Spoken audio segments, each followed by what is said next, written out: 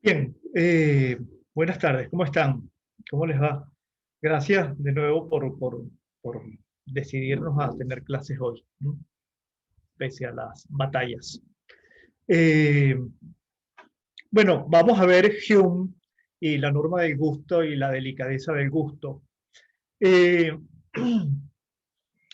Primero vamos a plantear un poco cuál es el problema aquí. Eh, y es un problema que es realmente importante, sobre todo viéndolo desde la perspectiva de Hume. El asunto es el siguiente. Nosotros hemos visto esta escuela empirista sobre estética y aquí se plantea el problema que si es una escuela empirista y se supone que el centro aquí es la experiencia, entonces no se niega que haya gusto, no se niega que tengamos un gusto, esto es precisamente lo que hemos dicho que se está forjando aquí, este sentido estético nuevo, eh, pero al mismo tiempo esto trae la dificultad de que la experiencia del gusto es difícil que tenga una norma. De hecho, eh, ¿cómo que se llama? La persona que hace la introducción, se me fue el nombre, eh, a buscarlo. Eh,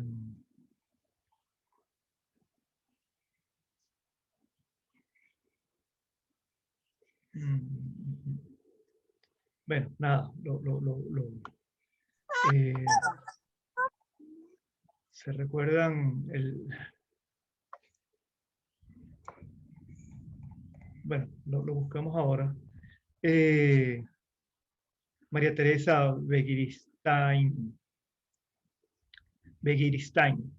Eh, Begiristain señala esto de forma no solamente para el empirismo, sino para la, para toda la discusión estética que supone esta ubicuidad, pero en el empirismo es mucho más clara, porque el empirismo supone siempre una experiencia particular. Eh, y en el empirismo, además, tenemos esto que el mismo Hume lo señala, no hay principios a priori que me permitan como establecer desde la racionalidad pura, vamos a decirlo así, un criterio del gusto, que vamos a ver que precisamente eso es lo que quiere hacer Kant, establecer a priori y por lo tanto de una forma universal y necesaria, eh, es decir, común para todos, cómo se da la experiencia estética. Y entonces, es desde una, digamos, una atmósfera empirista, es mucho más difícil establecer una norma que sea común en el gusto. Nosotros hemos visto con Burke y Addison el intento de fundamentar esto en la unanimidad del sentimiento, es decir, todos sentimos de la misma forma, todos sentimos, tenemos la misma experiencia, digamos, sobre un objeto, tenemos la misma experiencia y esa misma experiencia en todos nos debería producir lo que más adelante se llamará la misma representación. Y al mismo tiempo, tenemos, por lo menos en un sentido natural, la misma respuesta del gusto. Es decir, en primer lugar está esto muy básico que decía Addison, que o sea, lo decía Addison también, pero sobre todo Burke, es difícil que a alguien, a menos que pensemos que está con los sentidos equivocados o algo malo en la mente, que le parezca dulce el vinagre, ¿no? Puede que le guste mucho el vinagre y nos extrañará, pero no debería confundir vinagre con miel, ¿no? Entonces ahí pareciera que hay como la posibilidad de buscar una unanimidad desde la experiencia. El asunto es, que como hemos señalado, que el gusto no es solamente un reflejo de lo que sucede en los sentidos y en la experiencia inmediata, sino ya lo veíamos con Burke, supone esta relación con respecto al juicio. Y Beristarain hace esta relación que es importante, que señala, vamos a decirlo así, que en el juicio hay dos, en el gusto, tal como lo señala eh, eh, Hume, hay como dos ámbitos. ¿No? El primero es este empírico de la experiencia, del disfrutar de, en este caso, las obras de arte, pero también está al mismo tiempo, el gusto supone un criterio de juicio. Fíjense que esto es más o menos lo que habíamos visto en Burke, que el gusto apunta a gusto estético, a, digamos, a disfrute estético. Me gusta esta obra de arte, me encanta, me deleita, etcétera. Pero el gusto también en Hume supone también la posibilidad de enjuiciar, de tener, en este sentido, buen gusto, es decir, la posibilidad de evaluar de forma adecuada la obra de arte o las obras de arte.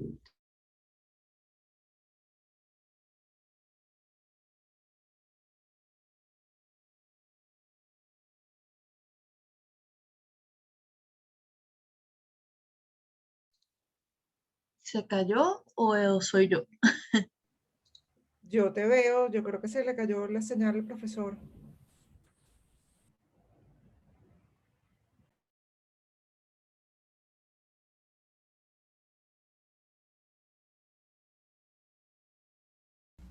Sí, Valerie, yo también te veo y creo que fue él el que se le cayó la señal. Bueno, quizás el Sí, palo de creo que agua.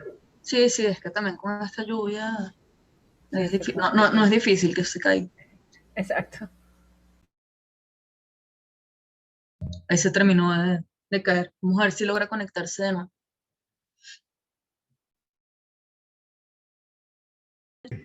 Sí.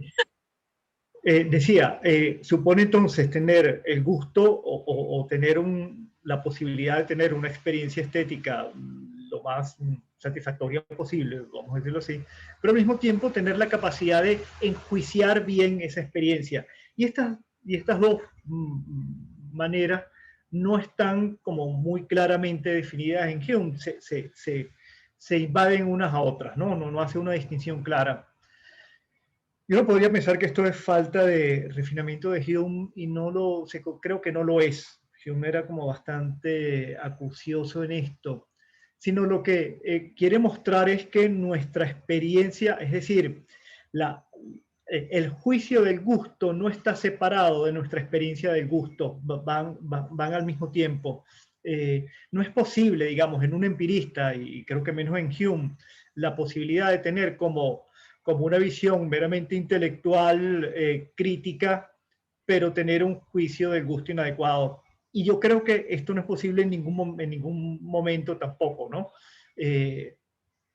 Beristarain quiere señalar esto de forma como enfática en esta idea que creo que está muy de moda en la vivencia del arte, sobre todo en las redes sociales y YouTube en particular, esta distinción entre la percepción particular del arte, y entonces ella habla de estas personas que son como comentaristas del arte, y lo que sería un crítico, ¿no? ¿Cuál es la diferencia entre ambos? Bueno, yo he visto algunos canales de tipos que hacen como paseos por museos, hacen comentarios que uno podría pensar inteligentes, que son sensibles, que tienen cultura, eh, pero suponen siempre como experiencias muy personales, muy particulares. Y en cambio, el crítico supondríamos que trata, entre otras cosas, fundamentalmente de separarse de esta experiencia inmediata y personal y buscar entonces criterios, vamos a decirlo así, más, por un lado, técnicos, pero no pueden ser solamente técnicos, pero también que supongan muchísimo más, y esta idea que es fundamental en Hume, que permitan refinar el gusto. Refinarlo supone entonces no solamente tener la experiencia, sino tener posibilidades que tanto intelectuales como de experiencia, en Hume es muy importante esto, que permitan tener mayores criterios mucho más amplios que los meramente personales de del que opina, vamos a decirlo así, de las artes. No sé si ustedes han visto estas personas que hablan como de su experiencia del arte y puede ser por demás muy interesante, yo no le quito méritos. Pero lo que quisiera que nos preguntáramos, y se los pregunto directamente, es si pensamos que efectivamente puede haber una crítica del gusto que sea, no me gusta usar el término, pero como mucho más profesional, o digámoslo así, mucho más formada. Sí, bueno, Esto es puede un tema. suceder en arte, como puede suceder, por ejemplo, en literatura, ¿no? En artes Sí, sí. plásticas como en literatura. Ujú. Sí. Es un tema súper fuerte, bueno, con la literatura, con ambas, creo, como toda esta cosa mediática de los youtubers, por ejemplo, ¿no? Como esta Ujú. cosa de las redes sociales que cualquiera da su opinión y si de repente a la gente le caíste bien, de repente tienes 1 millón de seguidores y te vuelves una persona con una opinión fuertísima, importante, que mueve la opinión general de un público y en Y que verdad vas, no es una y que, opinión realmente ujú. formada, por decirlo así. Y que como disculpa que te interrumpa, Valerie, y que además vas a influir en el gusto de la gente, ¿no? Ujú. Porque vas a decir qué es lo cool, qué es lo que es chévere leer, qué es lo que no vale la pena, qué es lo que no me interesa porque no me Sí. gusta, pues, ¿no? Que a ver, de Hay, nuevo siempre lo ha habido, ¿no? O sea, lo que pasa es que ahora es mucho más como en tu cara, ¿no? Pero siempre ha habido de alguna manera esos puntos de que siguen siendo opiniones subjetivas, no claro, profesionales, que han influido. Dígase, no sé, el Reader's Digest, qué sé yo, o sea, cosas que antes también pasaba lo mismo. Por ejemplo, en las galerías de arte, en las galerías de arte lo que se expone y lo que no es otra manera de marcar ese gusto ante un público de una galería. Eso siempre ha sido así. El problema es que ahora es un tema de nuevo exacerbado por la globalización como todo. O sea, es esta cuestión de que alguien en China puede estar diciendo a 1 millón de personas, este artista no sirve para nada, y 1 millón de personas van a decir, ah, mira, ya lo tengo aquí en el cerebro. claro. Y sí, Emily, ¿que querías decir algo? Ah, eh, y esto supone además el asunto, o vamos a decirlo así, el problema que creo que esto está como aumentado iba a decir, perdón, por las redes. Eh, ojo con esto, la crítica de arte siempre va a tener esta idea de subjetividad y de particularidad, ¿no? No puede ser de otra forma. Eh, porque, bueno, precisamente sucede esto. No hay una norma del gusto universal. Pensemos en estos, el caso contrario sería la ciencia. Decimos que en la ciencia no hay interpretación porque, vamos a decirlo así, la certeza o la verdad de un enunciado debe ser probado empíricamente, si es una ciencia empírica, o ser demostrado matemáticamente si es una ciencia formal, ¿no? Lógica matemática. Y entonces eso elimina la posibilidad de, vamos a decirlo así, la interpretación, el punto de vista particular. El problema es que, o el problema no, la naturaleza de la experiencia estética implica que nosotros no hay este canon, ¿no? Objetivo. Kant va a señalar que lo hay, pero no tiene la misma objetividad que la de la ciencia, eso lo señala de forma clara. Es decir, Kant va a pretender una universalidad sobre el conocimiento eh, eh, sobre la experiencia estética, y va a decir precisamente que la belleza no puede sino ser o aspirar a una universalidad. El asunto es que no tenemos la posibilidad de fundar esa objetividad en un criterio único, vamos a decirlo así, en un criterio absoluto. Y aquí se mete una discusión que es fundamental, esto de objetividad y subjetividad e individualidad. La individualidad obviamente es subjetiva, pero hay una subjetividad que no necesariamente tiene que ser personal, que puede ser compartida con respecto a otros. En esta subjetividad compartida con respecto a otros es que Kant piensa que se basa la universalidad del gusto, la universalidad del juicio del gusto. Y en Hume, esto, a esta singularidad, a esta subjetividad no universal, este término no cae bien en el empirismo, pero sí esta posibilidad de hacerlo lo más amplia posible y lo más compartida posible. La norma del gusto en Hume se fundamenta precisamente en estos criterios lo más ampliamente compartidos y no en criterios individuales. Esto es lo que le permite a Hume tratar de construir esta norma del gusto. Que comienza, bueno, con esto que ya hemos señalado. Esto que señala Hume, todos tenemos el mismo sentido del gusto, es decir, los mismos sentidos y la misma experiencia. Sin embargo, él comienza con el texto señalando esto. Hay que reconocer que hay infinidad de gustos y hay que reconocer que hay infinidad digamos, de maneras de apreciar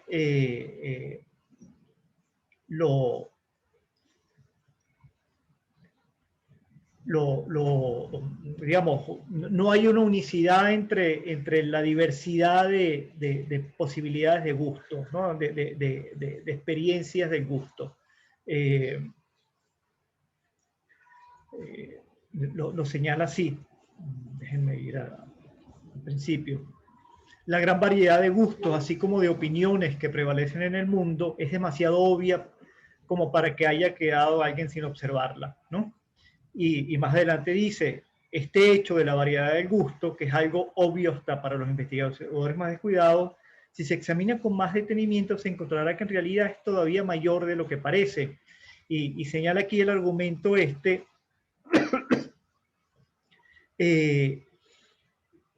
que, digamos, nosotros tenemos diferentes sentimientos, diferencias entre el sentimiento y el juicio.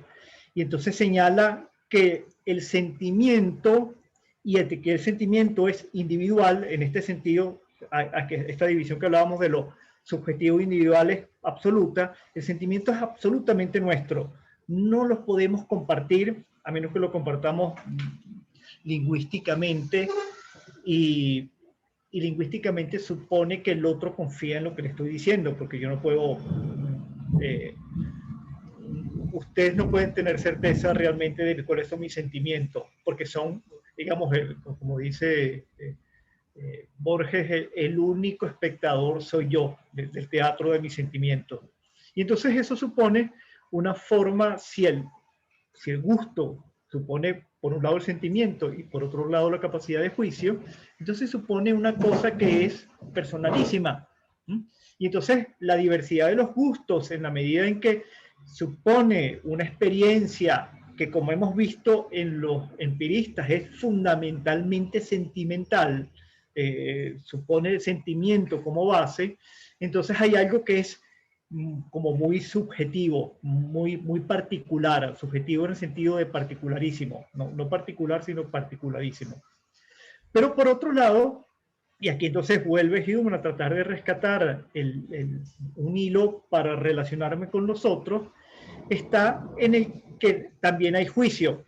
Esto que señalábamos supone la experiencia, pero supone también la posibilidad de pensar esa experiencia, como lo habíamos dicho con Borg. Finalmente también en ello se basa la posibilidad de la crítica, como hablábamos ahorita de la crítica de arte, pero supone en pensar nosotros la experiencia estética. Y en ese sentido, el juicio habla de cosas, primero está relacionado con el entendimiento y habla cosas fuera de nosotros. Hume señala, dice, a saber, una cuestión de hecho. Para Hume las cuestiones de hecho son estos que hablan de la realidad externa. De hecho, él dice en la investigación sobre el entendimiento humano que nosotros tenemos dos fuentes de conocimiento, o el conocimiento a priori no, digamos, matemático, que él llama de análisis, y tenemos el conocimiento de hecho, que es el conocimiento sobre la realidad. Y este conocimiento, a pesar de que supone todas estas formas del empirismo, supone la posibilidad de tener acuerdo. Es decir, como buen empirista, todos estamos de acuerdo de que ahorita en Caracas está cayendo un palo de agua. No dudamos de eso. Nadie puede decir está soleado y primoroso el cielo azul, ¿no? Eso permite una inmensa universalidad. Es decir, todo aquel que pueda observar esa cuestión de hecho, que mediante experiencia, va a estar de acuerdo. Entonces, fíjense, aquí tenemos por un lado, la individualidad absoluta del sentimiento, que está supuesto en el gusto, pero al mismo tiempo tenemos el juicio, y el juicio supone entendimiento y supone esta experiencia estética, esta experiencia estética en el sentido de percepción, que nos permite relacionarnos con el otro. Y entonces, sobre esta posibilidad, esa variación en los gustos puede empezar como a acotarse, puede empezar a tener la posibilidad de una norma. No sé si me explico, si tiene preguntas. Si vamos bien. Bien. Vamos chévere. Sí. Ajá. Y sobre todo, poniendo un poco la cosa del lado de la subjetividad, tenemos esto que ya hemos discutido con respecto a la experiencia, a la belleza en el siglo XVII. Recibimos que la belleza en el siglo XVII es pensada desde la idealidad, y la idealidad es precisamente algo que nos relaciona. En cambio, la belleza pensada en el siglo XVIII, sobre todo con los empiristas, es este problema de ser una experiencia que tenemos. Y la experiencia tiene esta doble cara, puede tener la experiencia, la particularidad de lo individual, pero también hemos visto que tiene la posibilidad de arraigarse en la medida que es experiencia y es perceptiva. La belleza está en las cosas, no está en es decir, la belleza me la producen las cosas, pero está en mí, pero no está en una idea que se reparte en las cosas. Entonces, en ese sentido, hay este doble sentido. Por una parte, la experiencia de la belleza es experiencia y por lo tanto es mía, pero por otro lado hay algo objetivo ahí que también la sostiene, cosa que no pasa cuando se habla de una belleza ideal porque está fuera de nosotros. Yo había usado el término que le va, que es un en sí, y si es un en sí, nosotros tenemos posibilidad todos no de percibirla, porque los en sí no los percibimos, las ideas no las percibimos, pero sí la podemos compartir intelectualmente, vamos a decirlo de esta forma. Entonces, yo señalo esto, o Hume lo señala para mostrar la dificultad de hacer el esfuerzo, y vamos a ver si lo logra, de construir una norma del gusto. Vamos a decirlo así, entonces él habla de factores internos que debe tener el que percibe la belleza y el que quiere entonces reflexionar sobre ella y finalmente hacer una crítica. ¿Qué cosas debe tener? Lo que él investiga aquí es qué capacidades tenemos que afinar en nosotros para poder tener una norma del gusto que sea compartida por nosotros. Pero también esto se acompaña o se ayuda por condiciones externas, vamos a decirlo así, de la obra de arte y de las formas, vamos a hablarlo así, de las formas sociales que permitirían, por un lado separar y mostrarnos la dificultad de una norma, pero al mismo tiempo, y creo que fundamentalmente ayudan a configurar esta idea de norma del gusto.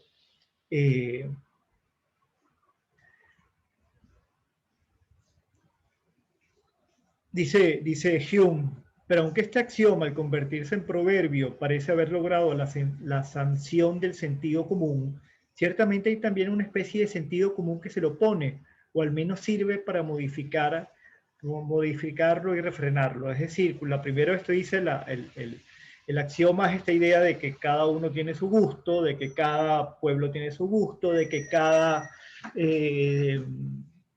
desde lo individual hasta cada pueblo tiene su gusto, cada momento histórico tiene su gusto y no hay posibilidad de llegar a acuerdos. Entonces fíjense que en esta frase hay como una idea que es muy importante, que es este término, la voy a compartir un momento para que lo veamos. Y pueda mostrarles esto que quiero señalarles. Yo después le paso esto, le echo una nueva revisada y se los paso. Lo pongo en el Padlet. Ajá. Lo leen, estamos aquí. Lo que quiero señalar es esto, lo que analizar es este texto. Pero aunque este axioma, al convertirse en proverbio, el proverbio es que, vamos a decirlo así, cada uno tiene su gusto y cada momento, cada histórico tiene su gusto, etc. Y entonces, dice Hume, parece haber logrado la sanción del sentido común. Ciertamente hay también una especie de sentido común que se lo opone, o al menos sirve para modificarlo y refrenarlo. Fíjense que aquí hay dos términos, se usa el sentido común en dos sentidos, valga la redundancia. El sentido común, de que, bueno, cada uno tiene su gusto, y él lo dice citando un proverbio que ha puesto arriba, pero también está esta idea, y vamos a verla en Kant, y por eso guarden el término por ahí en algún lado en la cabeza, de que lo que precisamente fundamenta la posibilidad de una comunidad estética, es decir, de que tengamos, no se trate de individualidades, sino que podamos tener efectivamente sobre la experiencia de lo bello relaciones comunes, se basa también en un sentido común. En inglés el sentido common sense tiene demasiado significado, pero el que quiere poner en este segundo sentido, Hume, esta idea de comunidad, de posibilidad de tener algo que podamos hablar en común, que no se trate, como lo decíamos ahorita, de la sola experiencia particular mía, ¿no? Porque así no tendríamos sino que, es decir, si la belleza se tratara solamente de esta perspectiva individual, lo que quedaría es como echarnos los cuentos, ¿no? Y no tendríamos la posibilidad de establecer cánones comunes, digamos, cánones comunes en el sentido más amplio. No quiero hablar de un canon riguroso, sino en el sentido más amplio poder hablar en común de la belleza y no simplemente describir qué es lo que para mí es bello y qué es lo que para ti no es, sino pensar que podemos hablar de una belleza común. Entonces el sentido común habla de lo que hay de común en nosotros. Y bueno, el sentido común tiene el sentido de esto que cualquiera pensaría igual, ¿no? Es tan evidente que cualquiera pensaría esto. Bueno, en el campo de la estética hay algo común en la experiencia estética que podemos hablar todos de ella, ¿no? Y podemos hablar entendiéndonos, no desde las diferencias, ¿no? Señala Hume, es evidente que ninguna de las reglas de composición están fijadas por razonamiento a priori, y esto es muy básico en un empirista. No hay reglas a priori, todas las reglas son formadas por la experiencia. Ahora, aunque sean formadas por la experiencia, suponen la posibilidad de establecer reglas que sean que las que estamos todos de acuerdo. El ejemplo de Hume más importante no lo podemos ver en la estética, sino en su teoría del conocimiento. Hume habla de la famosísima relación de causa y efecto. ¿Cómo se produce la relación de causa y efecto? Bueno, porque nosotros tenemos un hábito que cuando yo veo nubes grises que tapan el cielo en Caracas, pienso que puede llover.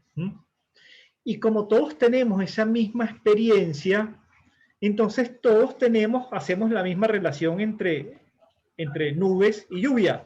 Y entonces pensamos, si estamos en Caracas, que si hay nubes y está el cielo muy encapotado, va a llover. Aquí se forma un sentido común, un conocimiento común, un common sense.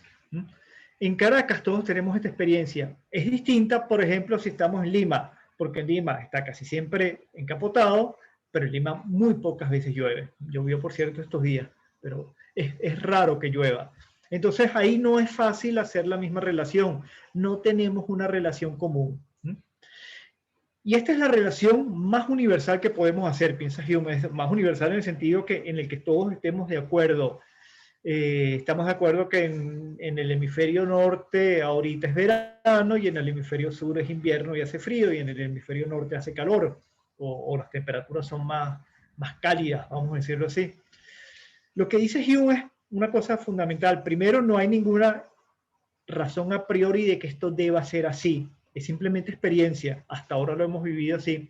Pero nos permite una forma de comunicación, nos permite la posibilidad de establecer acuerdos. Y entonces, en el norte se empezó a sembrar en mayo, cuando es primavera, porque se pensaba que ahorita viene el calor, viene el sol, eso hace crecer las matas y hace que florezcan y den fruto, ¿no?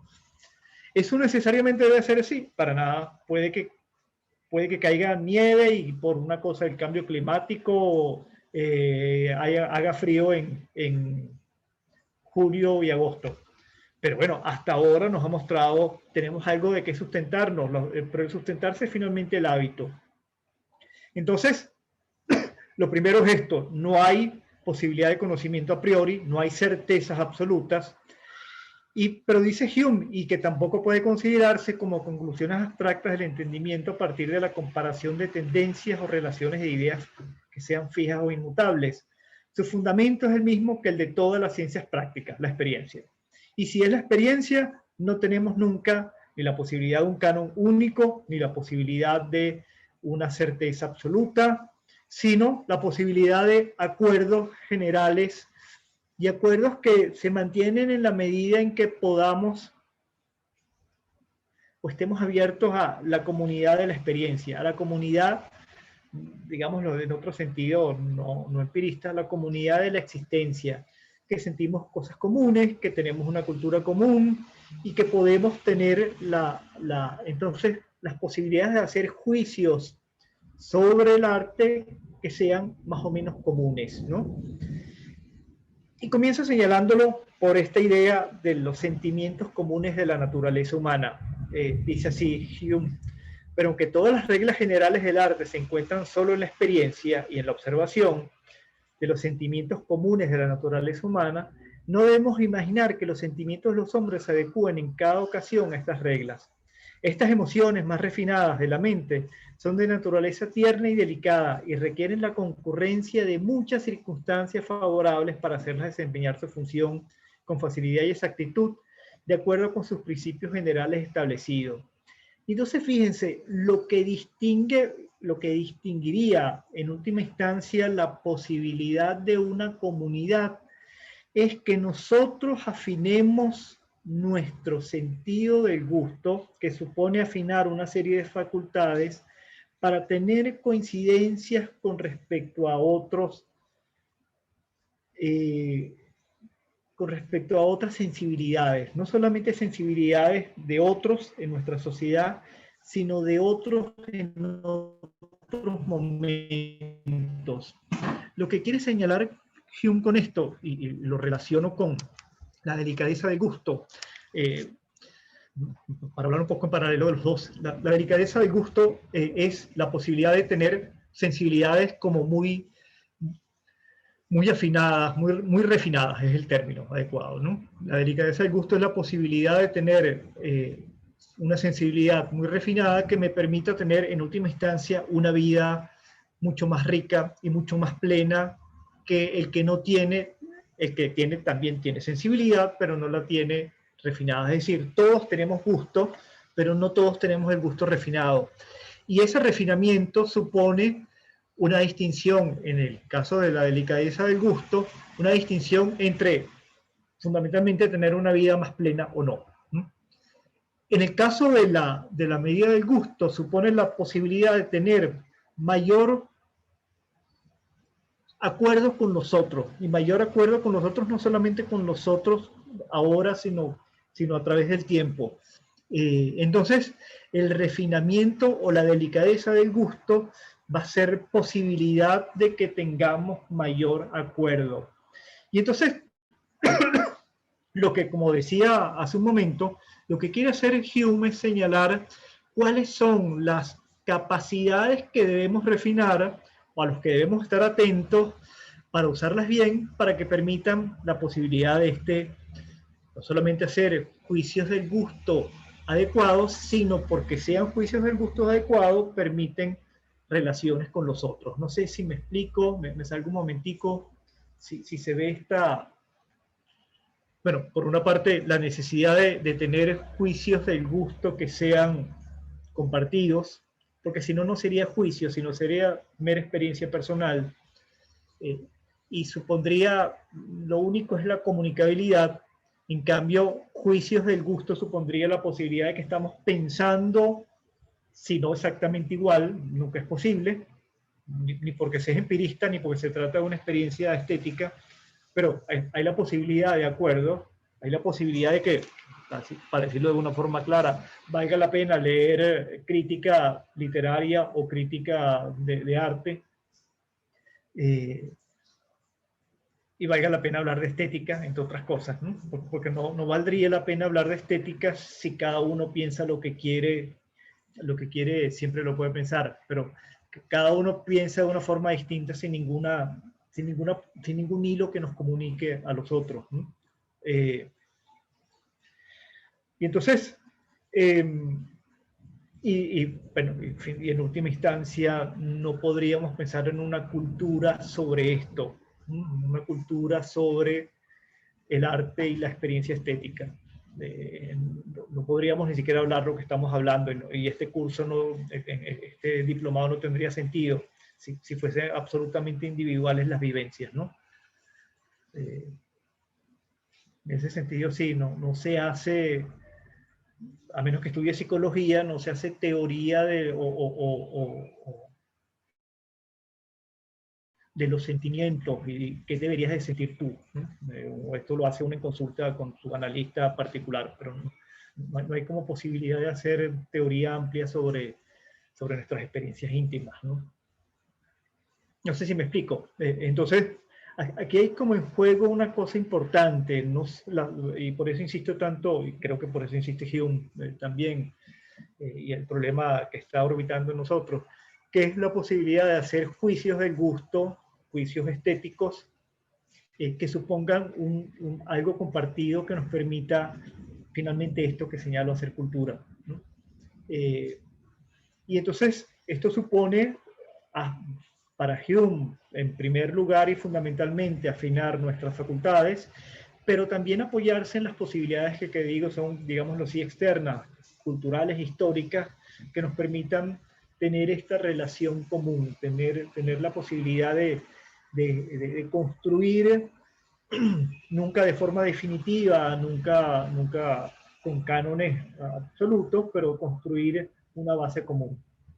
Ese es un poco lo que está, creo que Hume tratando de poner aquí. No sé si me explico, si hay alguna duda, opinión, que hay unas preguntas. Sí, estoy presentando un texto que escribí, unas notas, sobre todo, les decía que lo voy a, le estoy contestando a Carlos, lo voy a escribir mejor y a ponerle títulos y cosas, ya le he puesto algunos, pero, y lo pongo en el Padlet. Bien, entonces seguimos.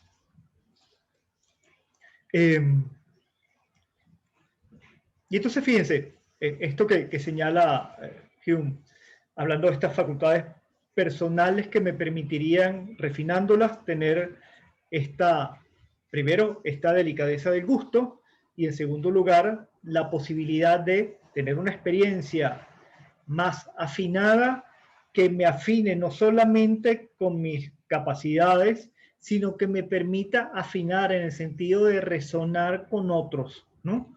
Y entonces tener la posibilidad de la experiencia común, si lo podríamos decir así, de la estética. Una perfecta serenidad mental, ciertos recuerdos, una atención apropiada al objeto. Si faltara cualquiera de estas circunstancias, nuestra experiencia sería engañosa y seríamos incapaces de juzgar la belleza con alcance universal.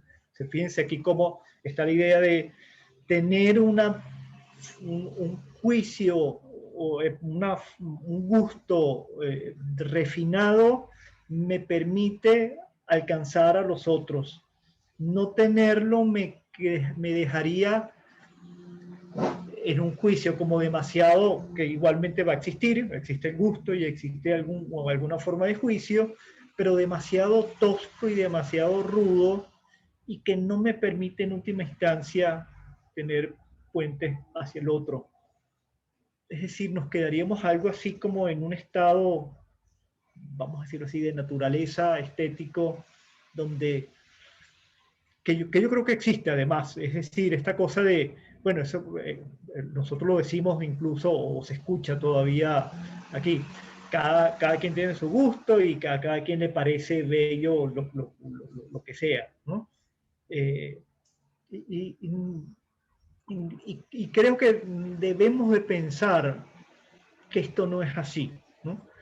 Que la belleza no es esto tan amplio como puede ser la sentimentalidad respecto a cosas, ¿no? Yo puedo decir, sí, me gusta los días de lluvia, y el otro puede decirme, no me gusta, me parece más el... Aquí se acepta, y creo que es totalmente válido entender la diversidad de juicio, pero hay algo en el juicio del gusto estético donde esto nos rechina, ¿no? Que alguien diga, me parece una completa obra, para usar el ejemplo de Hume, una cosa realmente banal y mala estéticamente, y que no hay belleza en la Ilíada o la Odisea. Hay algo ahí que no nos parece de acuerdo, que no estaríamos de acuerdo, que no nos parece adecuado, que Beethoven es un simplón, que su música es trascendente. Entonces, la comunidad, esta universalidad que habla Hume, es fundamental, creo, en la experiencia estética, no solamente para nosotros, sino para nuestro tejido cultural, esta cosa los empiristas lo pensaban de una forma como muy intuitiva, sin hacerlo explícito, pero es que la relación con los otros lo que nos hace sociedad. Lo habíamos dicho, esta forma intuitiva con el sentimentalismo escocés. Es el sentimiento el que me une a los otros, pero siempre hace falta pensar en los otros, ¿no? Siempre hace falta estar en relación con los otros, ¿no? Sigo leyendo, la relación que la naturaleza ha puesto entre la forma y el sentimiento, en el mejor de los casos, más oscura y requerirá mayor minuciosidad al rastrearla y descubrirla. Y entonces, una de las formas en que nosotros podemos tener estas relaciones del gusto, primero es una tradición. Y en esto lo señala con el ejemplo, aquí usa el ejemplo de Hume de Homero. Señala a Homero gustaba en Atenas y en Roma en la antigüedad como gusta ahora en París y en Londres. Es decir, son 20 siglos creo que más, ¿no? Si uno piensa que Homero se publicó por primera vez en Grecia en el siglo VI, más o menos, 7 antes de Cristo. Estamos en el siglo XVII. 2000 años de un gusto continuado, ¿no? Lo dice así Hume. Seremos capaces de determinar su influencia, no tanto investigando la acción de cada belleza en particular, como constatando la duradera admiración que rodea aquellas obras que han sobrevivido a todos los caprichos de la moda y que han sorteado todos los errores de la ignorancia y de la envidia. Y yo señalaba esto es lo que en Gadamer es lo clásico y la autoridad. Lo clásico es aquello que permanece, en este sentido que llama Gadamer, que es permanentemente actual, que todavía, el clásico es aquello que todavía nos dice cosas, nos da una mirada fresca, nos puede producir experiencias estéticas plenas. Y la autoridad en Gadamer es precisamente también esto. La autoridad es aquello que se muestra por la importancia cultural que produce. Es decir, es autoritas aquello que tiene validez suficiente para mostrarse como importante. Tanto lo clásico como la autoridad, y en Gadamer, perdón por la propaganda de Gadamer, y la tradición, no significa que no se pueda discutir, que no se pueda leer de forma distinta, que se pueda interrogar e incluso interpelar, pero supone la posibilidad de tener un diálogo con ellos en última instancia. Y ese diálogo puede ser muy crítico, pero supone siempre la posibilidad de tenerlo. De modo que y no sé si quieren conversar de esto, esta idea de Hume, pero creo que es una idea de la cultura, de reconocer que hay obras de arte, o sea, Hume, si se dan cuenta, habla indiferentemente de literatura, poesía sobre todo, y artes plásticas, que son comunes, que pasan las épocas, lo que llamaría Gadamer, tiene la actualidad de lo bello, que siempre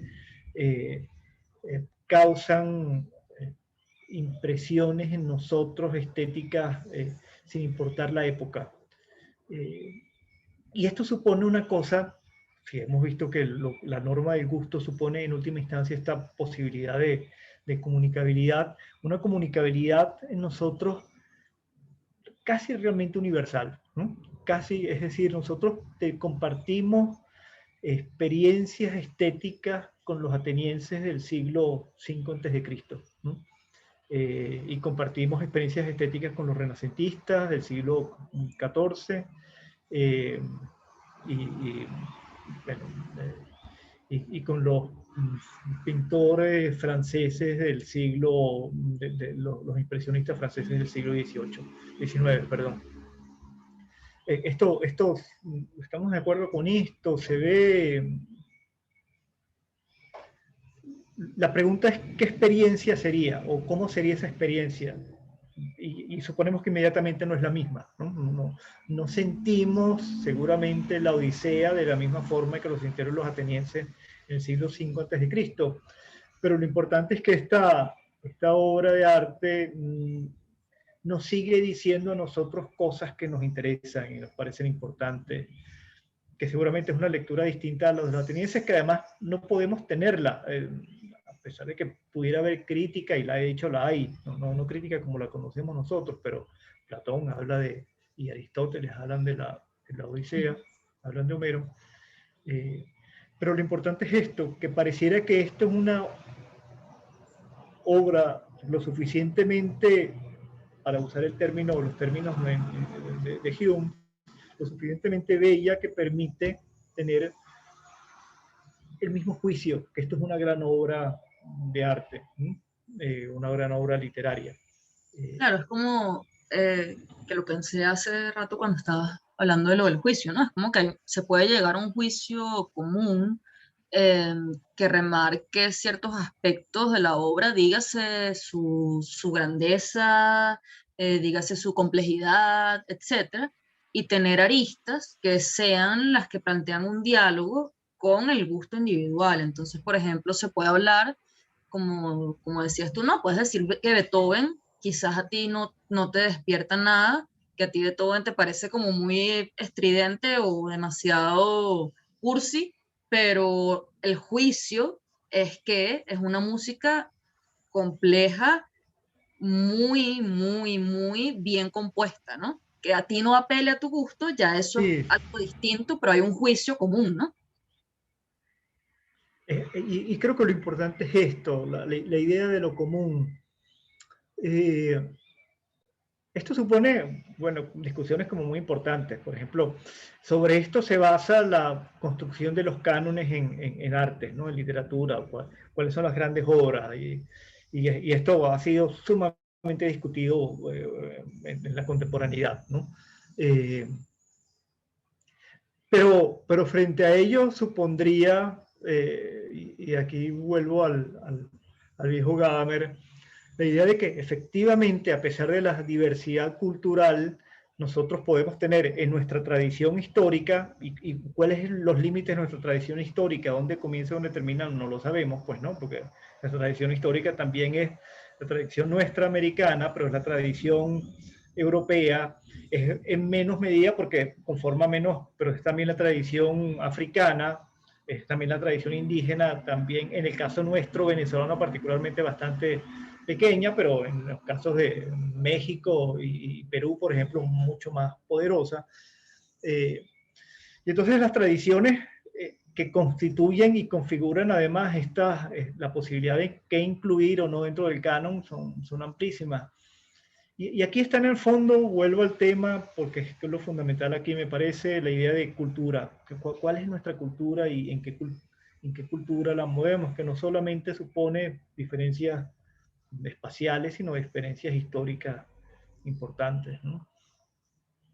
Pero a mí me parece como fundamental esta búsqueda de Hume, de apelar a la cultura para señalar que sí, hay la posibilidad hay indicios de que hay cánones o posibilidades de enjuiciar de forma similar, aunque aún con diferencias, y apreciar obras, apreciar obras de arte de una forma común. Y común significa que algo muy abierto, creo que no es posible precisar, ¿no? Pero Homero o Esquilo nos siguen pareciendo interesantes, importantes y lo seguimos leyendo, viéndolo representado, vemos películas, etc.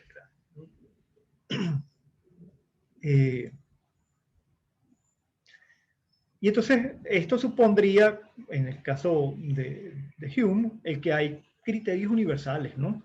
Dice Hume, parece entonces que en medio de toda la variedad y capricho del gusto, hay ciertos principios generales de aprobación o censura, cuya influencia pueden distinguir unos ojos cuidadosos en todas las operaciones de la mente. Entonces aquí vuelve a la idea de la cultura, pero volver a afinar nuestras facultades, ¿no? Lo que nos parecería que no nos dice nada en un gusto no formado, podría encontrar similitudes en un gusto formado. Y por eso él habla, y a eso se refiere el ensayo este tan lindo de la delicadeza del gusto, en hacer como afinar nuestras facultades sensibles, ¿no? Una causa evidente por la cual muchos no consiguen el sentimiento apropiado de la belleza es la falta de esa delicadeza de imaginación que se requiere para la transmisión de una sensibilidad hacia esas emociones más delicadas. Aquí hablas en primer lugar como de la imaginación de nuestras facultades más inmediatamente estéticas, vamos a decirlo así, receptivas, si se quiere. Más adelante dice, voy a cortar esto.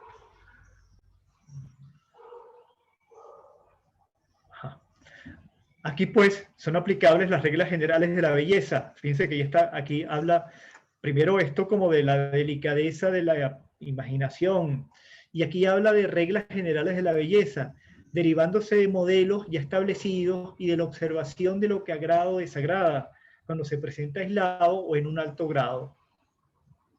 Y si las mismas cualidades en una composición estable y en un grado menor no afectan a los órganos con un deleite o desagrado notable, excluimos a tales personas de cualquier pretensión de poseer esta delicadeza.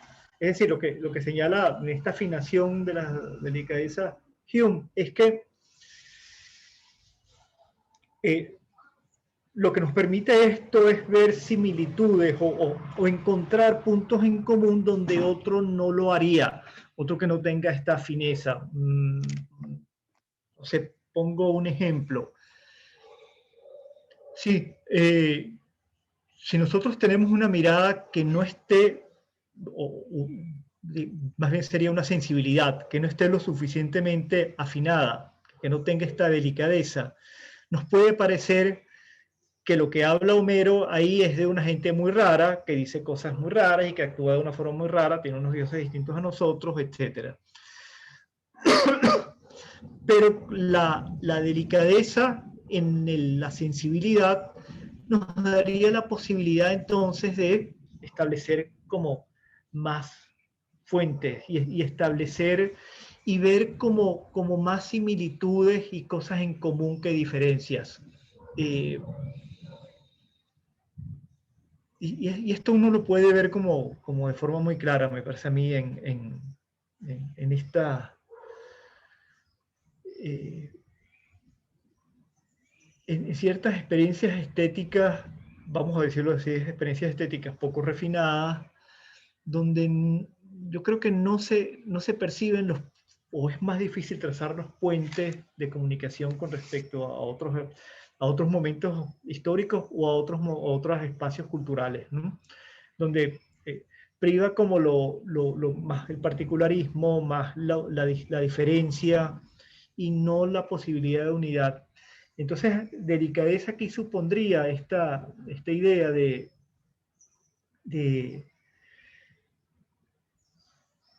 tener formas más,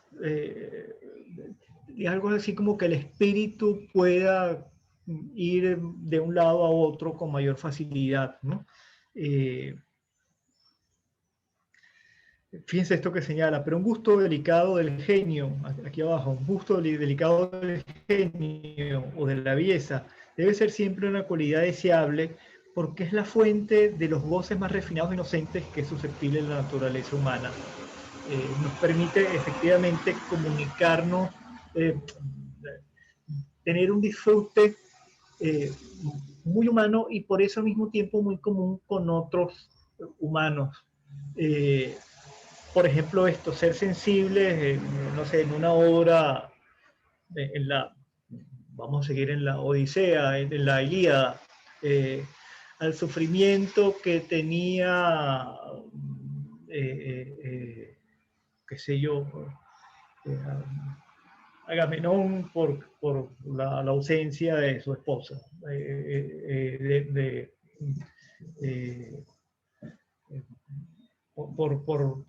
por estar lejos del hogar, o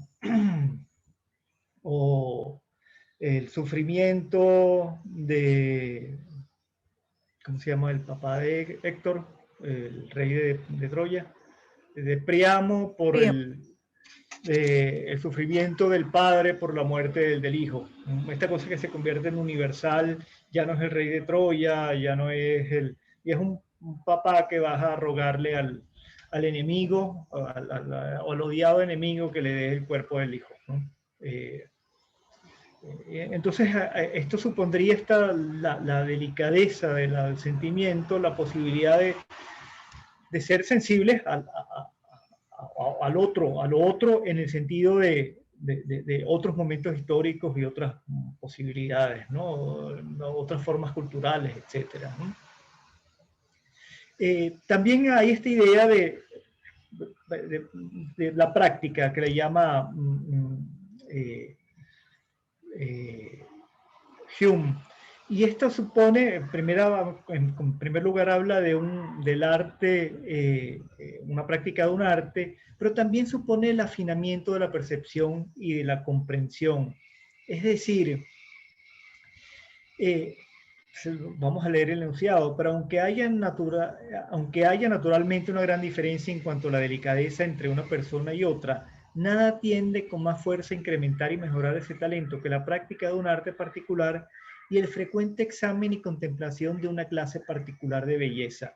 Es decir, el gusto tiene que ejercerse continuamente. Y en esa medida es que vamos a tener mayor posibilidad de tener un juicio más afinado.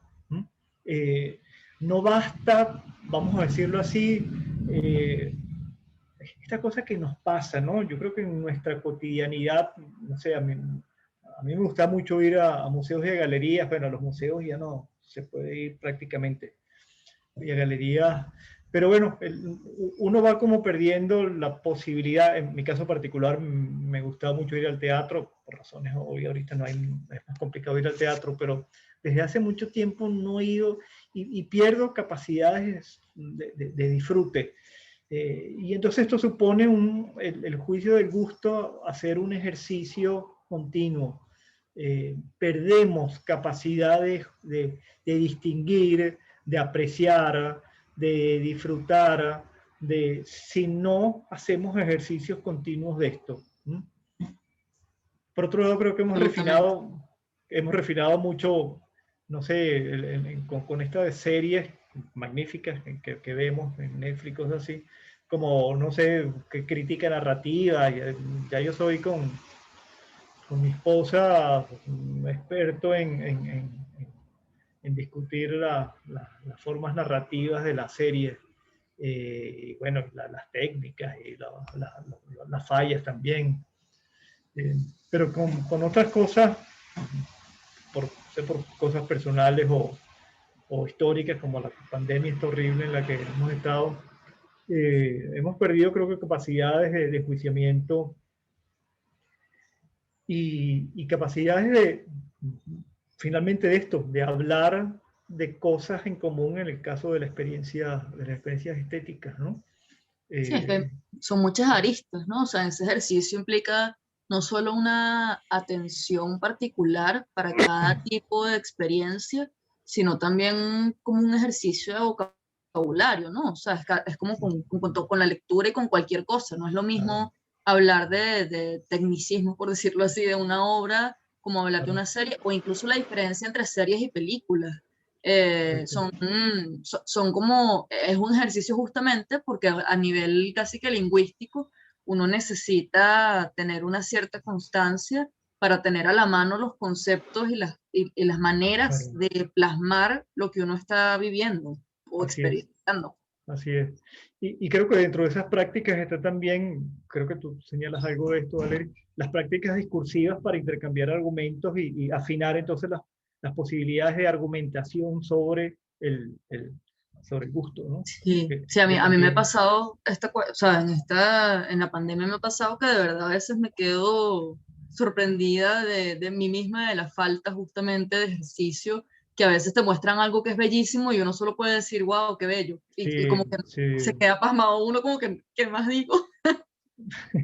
Sí, así es, así es. Entonces, bueno, esto supone práctica, ¿no? Ejercicio continuo de esto. Y esto es, además, obvio y se cae de peso de un empirista. Tienes que tener la experiencia de la belleza para que la cosa funcione, pues, ¿no? Si no, se va como achicando nuestra posibilidad de disfrutarle, nuestra posibilidad de enjuiciarla, ¿no? Es muy curioso esto, la libertad de los prejuicios. Perdón, déjenme compartir un momento otra vez. Esto que señala Hume, la libertad de los prejuicios.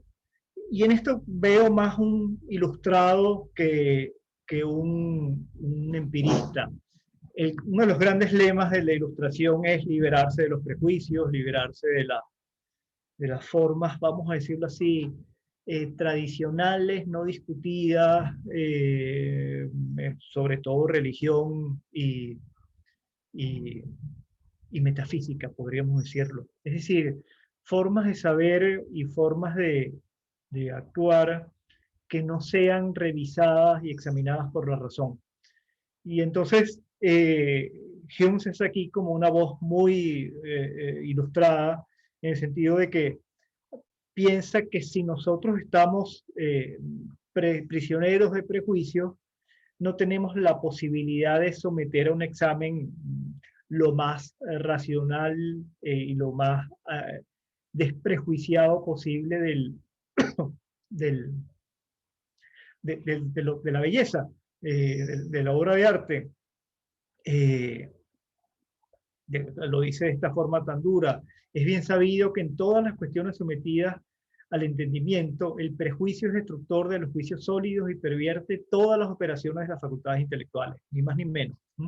El romántico, así se señala Gadamer, que es el heredero del romanticismo, va a ser más bien una oda al prejuicio, y señala que el prejuicio lo que habla son de las condiciones previas que yo tengo para tener una experiencia, que no es posible tener una experiencia desde cero. Pero precisamente, si nos damos cuenta, también el empirismo supone esto. El empirismo supone, desde el comienzo con Francis Bacon, esta idea de tener la experiencia lo más limpia posible. Y Francis Bacon supone o invita ahí a esto que se llama la crítica de los ídolos, que es algo así como una crítica de las ideologías, para tener la experiencia lo más simple. La experiencia en Bacon no es mirar la naturaleza simplemente, sino mirarla con ojos nuevos, con ojos más claros. Y esa claridad nos las da quitarnos los prejuicios. No los llama así, sino los llama ídolos. Y a esto se une el otro aspecto fundamental de lo que nos señala Hume, que es esto del buen sentido. El buen sentido en ese sentido del common sense, ¿no? El common sense ya no es lo común, sino el pensar de forma adecuada, el tener como sensatez en el pensamiento. Y entonces señala Hume que esto es muy importante para poder tener un gusto adecuado, porque el buen sentido además supone la posibilidad, la relación con el conocimiento. Y el conocimiento solamente funciona si funciona con este buen sentido, ¿no? Con este sentido común que signifique el pensar adecuadamente. De modo que aquí estamos con esta idea del buen sentido, estamos entrando como más en la relación no solamente del juicio, todo juicio supone entendimiento, sino incluso en la posibilidad de la crítica. Señala esto a la atención a los fines de las artes. Esto no estaría de acuerdo con ello. Las artes tienen finalidades, la retórica convencer a la gente, la historia enseñarnos el pasado, la poesía divertirnos, ilustrarnos, etc. Y entonces una forma de enjuiciar de manera adecuada es comprender si las artes cumplen su función. Estos son como los principales, estas principales características de las facultades que tendríamos que atender en nosotros para que se dé para que podamos lograr una norma del gusto importante. Yo quería señalar otra cosa que me llama mucho la atención. Recuérdense que yo vengo podemos ver esta página. A ver. Sí, vamos a leer esto. Antes de señalar esto que quería explicar, que muestra estas características de forma negativa. Vamos a leer este párrafo un poco in extenso, donde hace como un resumen señalando qué pasaría si no se tuviesen. Así, aunque los principios del gusto sean universales y vengan a ser casi, si no exactamente, los mismos en todos los hombres, es decir, todos tenemos el gusto, el asunto es que no todos cuidamos el gusto y lo refinamos de tal manera que nos permita superar la idea esta de que cada quien tiene el gusto que quiera y que tiene. Si se dan cuenta en esta frase está un poco el problema en que está metido y nos quiere meter Hume. Todos tenemos por naturaleza gusto, todos tenemos apreciación de la belleza. El asunto es que cómo hacemos para superar esto desde lo que hemos señalado, la subjetividad individual, a una subjetividad que sea una subjetividad social, intersubjetividad, la diríamos nosotros. Y la posibilidad de esto entonces es refinar las facultades estas como lo hemos señalado. Fíjense cómo lo dice. Sin embargo, son pocos los cualificados para emitir un juicio sobre una obra de arte o establecer su propio sentimiento como la norma de la belleza. Y aquí la norma habla entonces de algo que sea, norma supone la posibilidad de relación con los otros, que sea una norma no solo para mí, porque si no, no tiene mucho sentido de norma, sino que sea norma también para los otros, aunque sea para discutirla. Entonces señala, los órganos de la sensación interna raramente son tan perfectos que permitan que los principios generales desarrollen su virtualidad y produzcan un sentimiento adecuado a estos principios, ya que o bien operan con algún defecto o están viciados por algún desorden. Por ese motivo excitan un sentimiento que puede ser considerado como erróneo. Cuando un crítico no tiene delicadeza, juzga sin ninguna distinción y solo es afectado por las cualidades más manifiestas y palpables del objeto. Esto que decíamos, las cualidades, entre otras cosas, las cualidades más manifiestas y palpables del objeto suponen aquellas cosas que supondrían, por ejemplo, diferencias. Esto, es decir, no veo las similitudes que son más sutiles que las diferencias que parecen muy evidentes. Piensen en una obra de arte de una cultura distinta o de un tiempo distinto. Es posible que yo, si no tengo esta delicadeza del gusto, vea, primero se me confundan y no comprenda y no sea consciente de la confusión, que tenga juicios erróneos, pero al mismo tiempo no veo sutilezas en igualdades, por ejemplo, ¿no? Me quedo con las facultades, con las perspectivas más evidentes, y las perspectivas más evidentes generalmente no suponen o impiden, o por razones obvias, no suponen una reflexión que es fundamental para un juicio del gusto. Es decir, juicio es fundamentalmente sopesar, ¿no? Y por eso supone una relación importante con el entendimiento, porque sopesar supone siempre el juzgar, vamos a decirlo así, el juzgar una cosa sobre la otra y por lo tanto ver cuál es la más adecuada o la más... Y entonces si esto no sucede, si no tenemos estas facultades afinadas, no sopesamos bien y no podemos producir, no tenemos un gusto adecuado, ¿no? En los casos en que no está auxiliado por la práctica, y aquí vemos lo de la práctica, el veredicto suele ir acompañado de confusión y duda, porque si no tenemos práctica, lo que decía Valerie, ni siquiera podemos a veces articular bien la cosa, ¿no? Si no sé, oye, sí, está bonito, pero no hemos ejercido la posibilidad de enjuiciar, de articularlo en un juicio y de tratar de definir qué es la cosa. Definirla no porque busquemos conceptos, sino definirla en la medida de aclararlo lo más posible.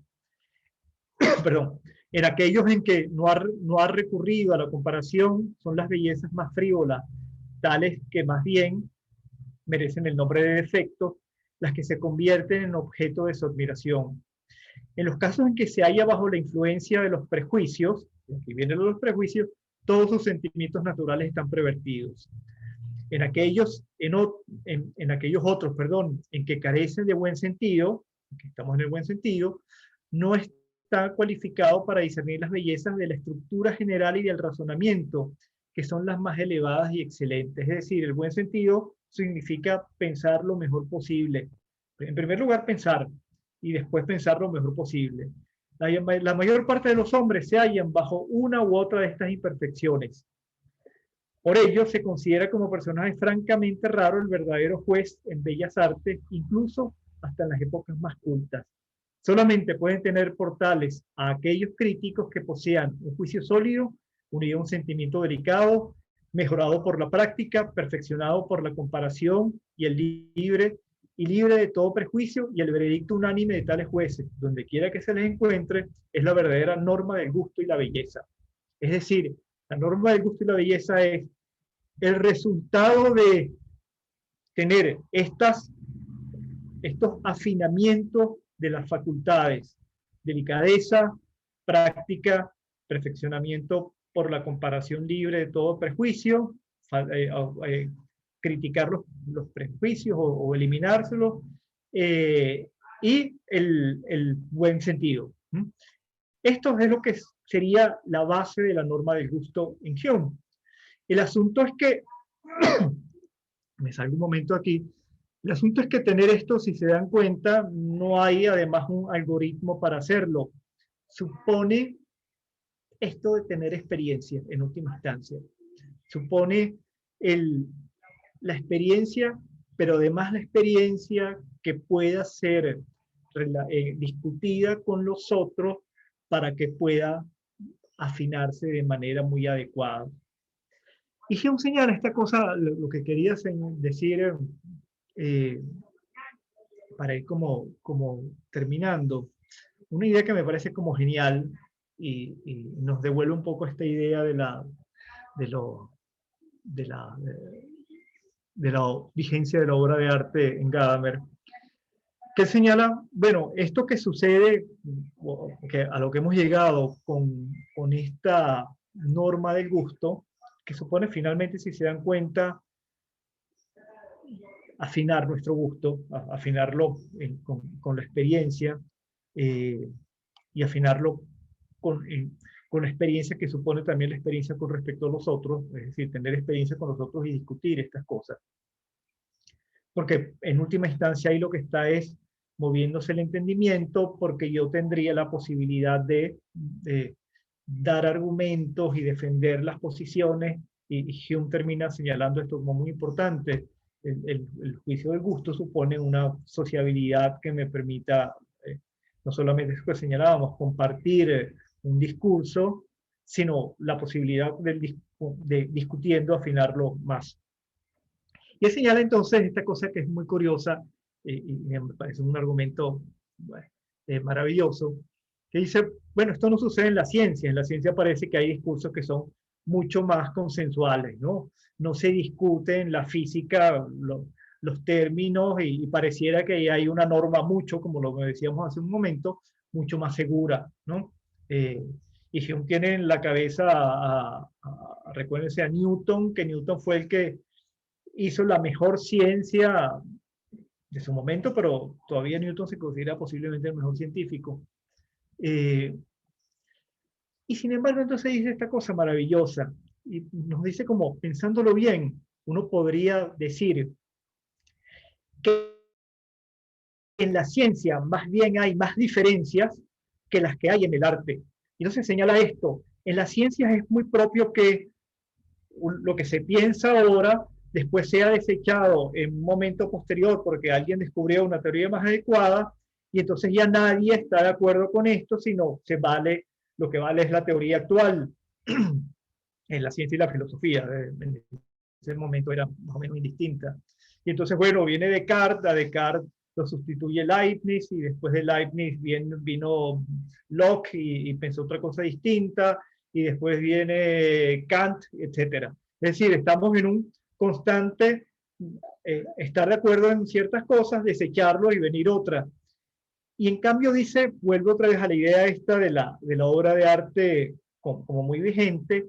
Tenemos, sin embargo, ejemplos en el arte que son iguales, digamos, iguales en el sentido de que siguen siendo obras de arte a pesar de que haya pasado muchísimo tiempo, a pesar de que hayan pasado modas, épocas. De modo que el juicio del gusto, en la medida en que nosotros disfrutamos también la Odisea o disfrutamos la comedia de Dante, dice esto, ya no nos, no recuerdo, habla de poetas latinos, no nos gusta un retórico en particular o no nos gusta la filosofía de Epicteto, pero nos sigue pareciendo Virgilio el gran poeta. Entonces dice qué cosa pasa en el arte que no tiene estos diversos paradigmas, como lo diría Kuhn en ciencias. Hay realmente formas más bien paradigmáticas en el arte, no paradigmas distintos que van cambiando, sino que tenemos experiencias del arte que son comunes con los romanos en el siglo, Virgilio es de cuándo, del tercer antes de Cristo, del año como el siglo II antes de Cristo, más o menos, 140 y pico por ahí, creo. Tenemos el mismo disfrute sobre la poesía de Virgilio, la Eneida, ahora que hace 1000 y pico de años, y sin embargo el pensamiento filosófico, científico, de la Roma del siglo I a.C., ya ha cambiado, ya no nos interesa, ya no produce ningún acuerdo, lo vemos como pieza de museo, que los romanos pensaban que el mundo era de tal forma u otra. En cambio, Virgilio siempre nos parece interesante.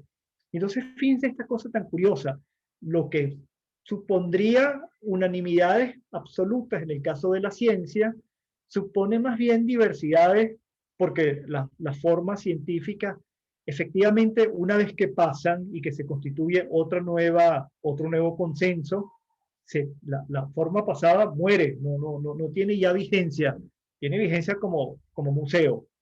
En algún momento se pensó que la Tierra era el centro del universo, pero eso es casi anecdótico.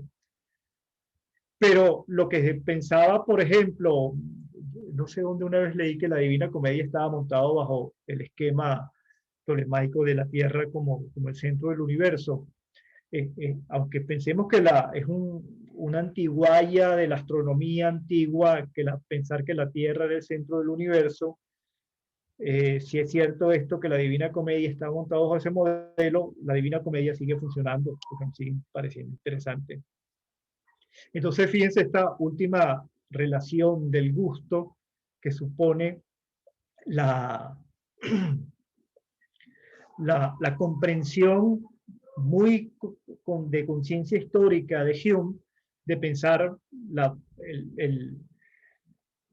el juicio del gusto con mayor universalidad o con mayor posibilidad de construir una universalidad, llamémoslo así, histórica y cultural, que la universalidad incluso de la ciencia y la filosofía, que repito, para nosotros sería como más adecuado pensar en filosofía, en ciencia, ¿no?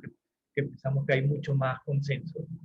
En la medida en que la ciencia, esos consensos de la ciencia perecen y ya no podemos tener continuidad con ellos, lo que sí en cambio sucede con el arte.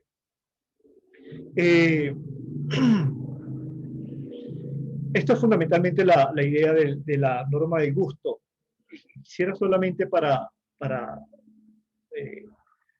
mencionarlo, aunque sea rapidito, esta idea de este ensayo que es mucho más pequeño, léanlo y además es como, a mí me parece mucho más delicioso, de la delicadeza del gusto. Hume comienza señalando esto, que hay una delicadeza de la pasión, en el que hay esta inmensa sensibilidad hacia hacia nuestra experiencia, y señala que esto es más bien, nos entorpece y no quisiéramos tenerlo. Aquí uno podría usar el término contemporáneo nuestro de intensidad, ¿no? Esta gente que vive con muchísima intensidad la vida y se le hace, bueno, como llena de subidas y bajadas que hacen como invivible la vida. Pero por el contrario, la delicadeza del gusto permite como atemperar estas cosas. Es decir, la delicadeza del gusto va a producir el efecto contrario de la delicadeza de la pasión, que es darnos mayor posibilidad, en primer lugar, de filtrar, vamos a decirlo así, más nuestra experiencia, pero además la más posibilidad también de enjuiciarla y por lo tanto entonces de reflexivamente moderarla. Entonces lo que señala Hume, lo que invita a un refinamiento del gusto, a conseguir esta delicadeza que ya veíamos ahorita, es porque nos permite en última instancia tener una vida mucho más rica, mucho más esto que señalaba él, con muchísima más atención sobre los aspectos que nos interesan. Por ejemplo, leer mejor los libros, disfrutarlos más, disfrutar más las obras de arte, y de las formas en la vida cotidiana, disfrutar más las amistades. Él señala, para usarlo como lo decíamos con la experiencia del gusto, todos tenemos amigos.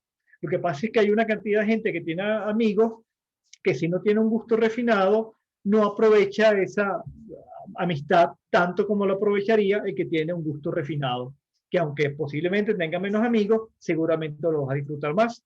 Y esto sucede entonces, no solamente, repito, con la experiencia del arte, sino también con la experiencia con el otro, que es una cosa que es mucho más importante para Hume.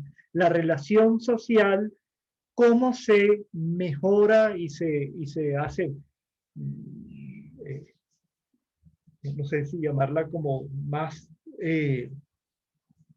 sí, más disfrutable, pero al mismo tiempo más productiva, no me gusta el término, pero que nos ayuda mucho más a estar en el mundo, vamos a por decirlo de alguna forma, si la refinamos que no teniéndola refinada. Es decir, el disfrute de las pasiones, el disfrute del arte, el disfrute del otro, que todo el mundo los tiene todo el tiempo, si tenemos un gusto más refinado, nos da una vida mucho más rica. Una vez Humberto Ortiz, querido amigo, se señalaba esto, yo les hablaba, se decía que Hume quería como hacer con este texto, o con los dos textos, pero sobre todo con este, porque es un texto como muy sabroso, es como un texto para leerlo mucho en salones, ¿no? Los salones eran estas formas de la sociedad, alguien dice que era como la opinión pública, o ahí nació la opinión pública, es decir, eran estos lugares donde se discutían los temas por las élites.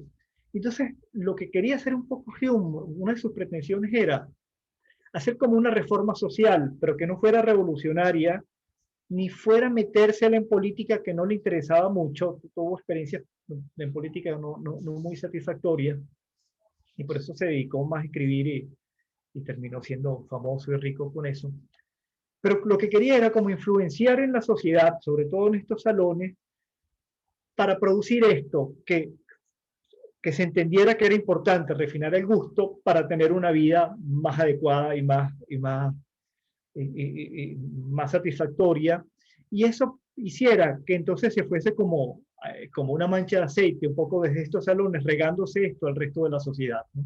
Es decir, había como una astucia política en Hume de darle esto a estas grandes damas y estos caballeros que iban, muchos de ellos petimetres seguramente, y tipos fatuos, como lo había mucho en esta aristocracia cortesana, pero que les permitiera entonces pensar que aquí estaba como una verdadera educación sentimental que permitiría tener unos nexos sociales y una vida social mucho más rica, interesante, sabrosa y sobre todo bien pensada y bien vivida, ¿no?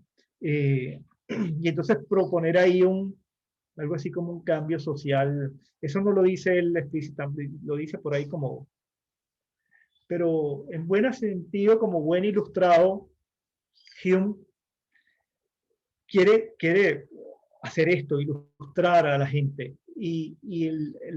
Este texto de la delicadeza del gusto es creo que un ejemplo como muy bien pensado, digamos, frente a una ilustración que era como más militante, más política. Digo como muy bien pensado porque quiere hacer esta cosa que me parece una forma de ilustración dentro de los diversos, la ilustración es un campo inmenso que va desde los enciclopedistas. Vamos a ver, por cierto, la clase que viene a Diderot. Yo pongo el texto en el Padlet. Entonces, repito, que quiere hacer del proyecto ilustrado, que finalmente un proyecto ilustrado para hacernos más cultos, más libres de los prejuicios, más libres en general de todo, pues, ¿no? De las prisiones en que nos ha metido la cultura. Y aquí ya quiere hacer una cosa que yo creo que ustedes ya están viendo con Fabiola, que es esta revolución estética que propone Schiller en las cartas para la educación estética del hombre.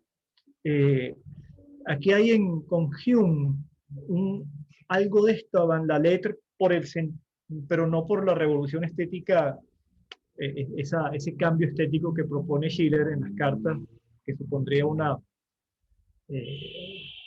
digamos, este equilibrio de las facultades que propone la estética, sino lo hace por este tema que es el suyo, pues, ¿no? Que es la delicadeza o el cultivo del gusto, que no es solamente una facultad, vamos a decirlo así, de mero disfrute estético, sino en este texto, en este texto pequeño, se convierte en una facultad para vivir más adecuadamente. No solamente vivir, vamos a decirlo así, yo tener un gusto refinado yo solito y seré como exquisitamente refinado yo solo, sino refinar las relaciones sociales y las relaciones no solamente sociales entre la gente, sino las relaciones en la sociedad. A Carlos Grau pone aquí de 70 antes de Cristo, Virgilio.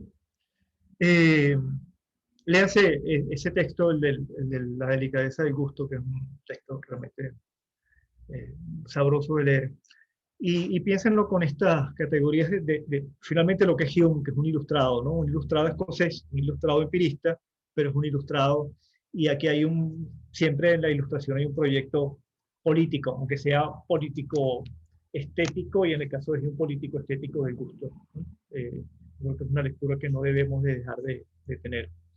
Y que nos habla mucho también sobre nosotros que venimos de las revoluciones políticas, en el caso marxista, donde lo que se revisa es la base económica, y bueno, en el nazismo y el fascismo otras cosas más siniestras. Aquí se trata más bien de esta, vamos a llamarla así, revolución amable, revolución por ni más ni menos la estética. Y esto supone esta cosa importante, creo que es una de las bases que podríamos pensar fundamentales. En el caso de Hume sobre el conocimiento, pasa un poco con lo que vimos ahorita, de que hay más disenso o menos universalidad en la ciencia que en el arte. Y como lo decíamos, es mucho más, unifica más, ¿no? Socialmente, y produce, es moralmente más adecuado los sentimientos, por eso son sentimentalistas, que la razón. Entonces fíjense que hay una desconfianza de la razón, hay una desconfianza de la ciencia, todo empirista la tiene, la ciencia siempre es limitada, siempre tiene poco, además siempre es limitada por los sentidos, es limitada por la razón que nunca tiene el control de todo.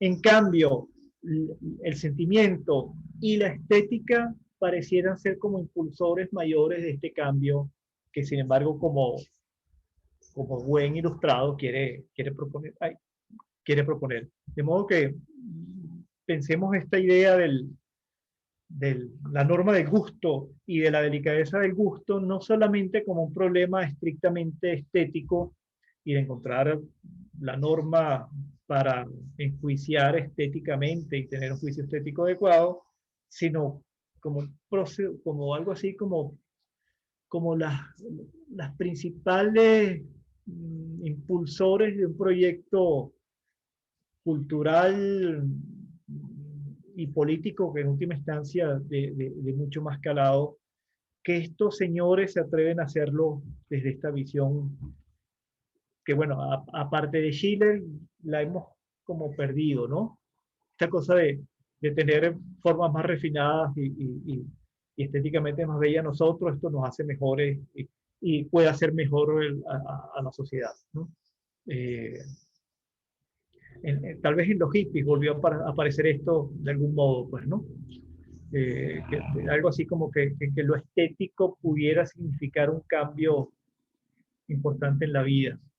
Creo que, o sea, Porque, creo que se ha estado presente como más hacia la modernidad, pero de manera muy distinta, ¿no? Como que ha estado presente más en películas o en temas visuales, esa como pasar por la estética para realzar el espíritu, por decirlo así. O sea, pienso en películas que son muy populares, muy pop, como esta de Robin Williams, de La Sociedad de los Poetas Muertos, ¿no? O sea, al final ellos están hablando de literatura, pero lo que tú estás viendo es una película. Y el sí, punto es verdad. central es ese, como de enaltecer el espíritu, ¿no?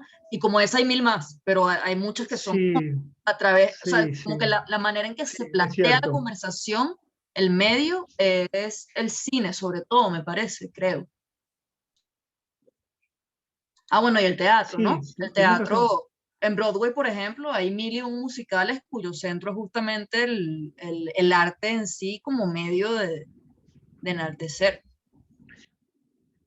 Sí. Y yo añadiría tal vez la música, ¿no? El rock, por ejemplo, ¿no? Que el rock quiere tener también.